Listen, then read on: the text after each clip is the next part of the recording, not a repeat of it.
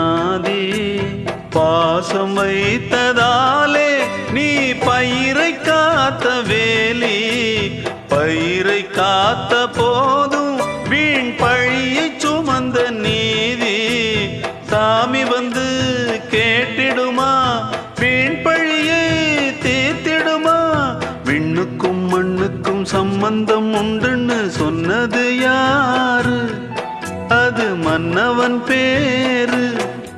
அந்த வானத்தை போல மனம் படைச்ச மன்னவனே பனி துளிய போல குணம் படைச்ச தென்னவனே